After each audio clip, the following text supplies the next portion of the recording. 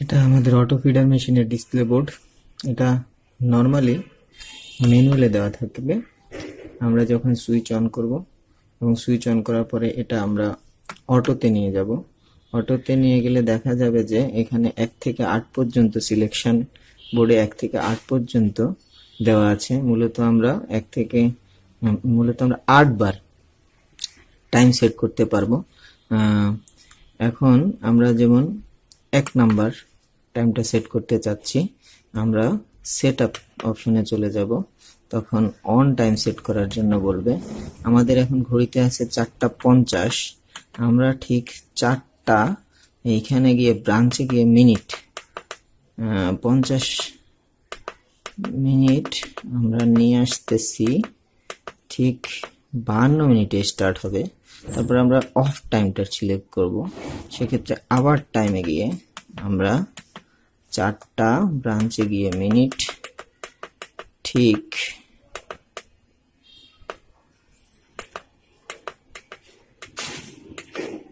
53তে নিয়ে গেলাম। আর feeding frequency এগুলা আমি আমার পছন্দ মতো আপ ডাউন করাইতে পারি। 19 পর্যন্ত যাবে। ওকে, ইটস নট এ ম্যাটার। সিলেকশনটা আবার চলে গেছে। সেক্ষেত্রে আমি আবার সেট আপ করতে হবে।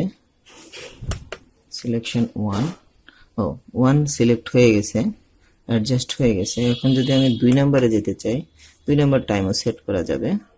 সেট আপ মেনুতে গিয়ে আমি টাইম সেট করব 4টা, আগেরটা 54তে দিচ্ছি আমি 54।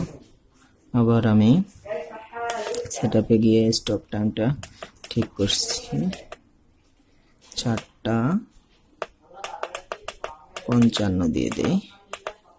আপনাদেরকে এখন আমি দেখাবো। ওকে, 55 এটাই হচ্ছে, অ্যাডজাস্ট হয়ে যাক। আমি এরপরে 3 নাম্বার 2 নম্বরে সিলেক্ট হয়ে গেছে, অ্যাডজাস্ট করে দিলাম, অ্যাডজাস্ট বাটন টিপে। এখন আমি আপনাদেরকে 3 নম্বরে সিলেক্ট করতে পারেন। একইভাবে সেট আপে গিয়ে টাইম অপশনে গিয়ে 5টা মিনিটের ক্ষেত্রে মিনিট, আবার সেট আপে গিয়ে অফ টাইমটা সিলেক্ট করে দিচ্ছি 6 মিনিট। ওকে, অ্যাডজাস্ট করে নিচ্ছি। এক্ষেত্রে আবার সিলেকশন 4-এ চলে যাওয়া যাবে। দেখেন আগের 3টি সময় কিন্তু সিলেক্ট হয়ে গিয়েছে। 4:52-তে শুরু হবে, 4:53-তে বন্ধ হবে। 2 নম্বরে হচ্ছে 4:54-তে শুরু হবে, 4:55-তে বন্ধ হবে। 3 নম্বর সেট আপ হয়নি। ওকে, টাইমটা চলে এসছে। ওকে, অ্যাডজাস্ট করে নেই। 3 নম্বর অ্যাডজাস্ট হয়েছে। ওকে, 4 নম্বর এইভাবে ঠিক করা যাবে। এখন আমরা দেখব আমাদের ক্লকটা অন হয় কিনা। 4:54 আমরা অন বাটন ক্লিক করলাম, পাওয়ার বাটন স্টার্ট করে দিলাম। ঠিক 54-তে আমার মেশিন অন হবে।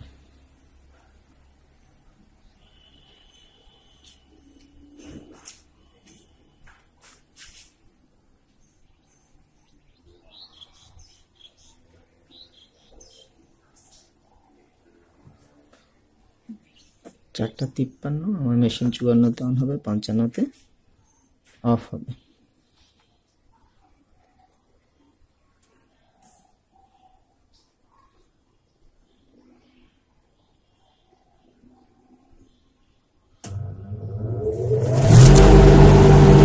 দেখলাম মেশিন অন হয়ে গিয়েছে। আপনার মেশিনের শব্দ শুনতে পাচ্ছেন।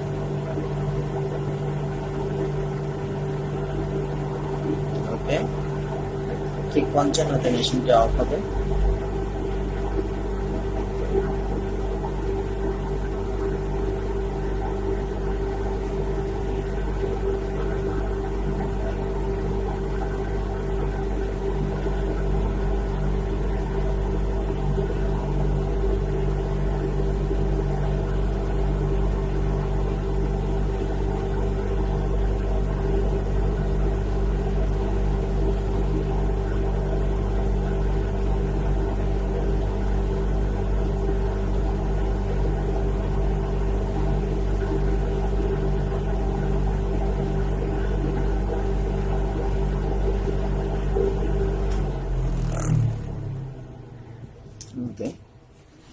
আমরা এখন টাইমারগুলো ক্লিয়ার করে দিতে পারি, ইচ্ছা করলে আমরা টাইমারগুলো ক্লিয়ার করে দিতে পারি। আসুন দেখি, জাস্ট এইখানে গিয়ে আমি হচ্ছে ক্লিয়ার চাপলেই টাইমার ক্লিয়ার হয়ে গেল। একই রকম প্রত্যেকটাতে গিয়ে সিলেকশনে গিয়ে ক্লিয়ার দিয়ে আমি টাইমার ক্লিয়ার করে দিচ্ছি।